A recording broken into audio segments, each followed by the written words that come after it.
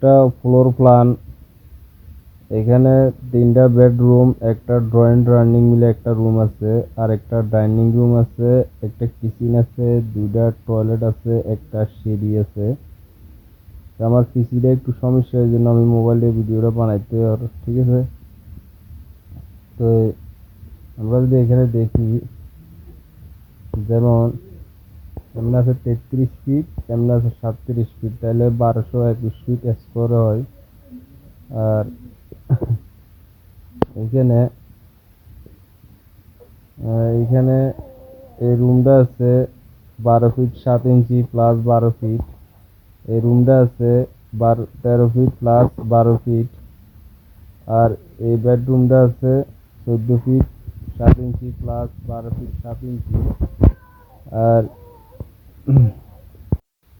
আর এই বেডরুম, এই dining drawing রুমটা মিলে আছে আপনার,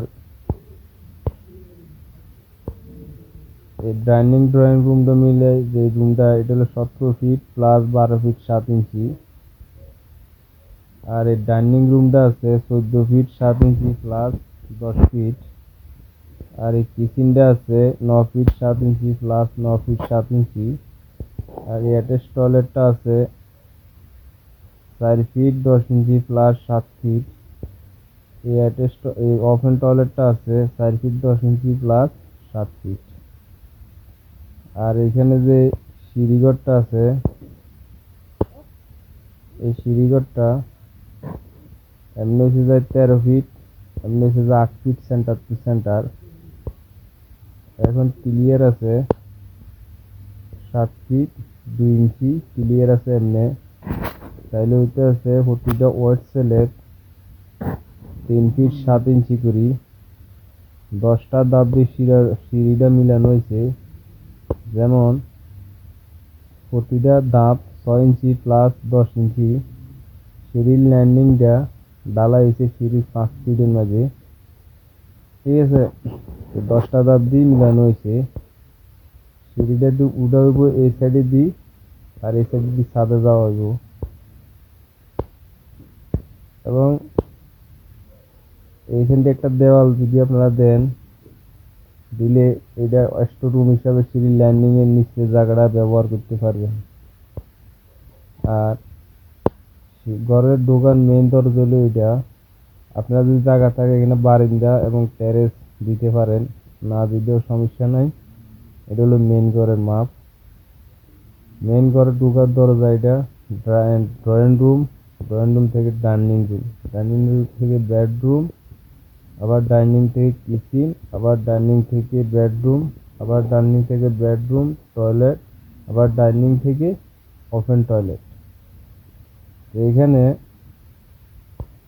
এই ঘরটা দেওয়া হয়েছে,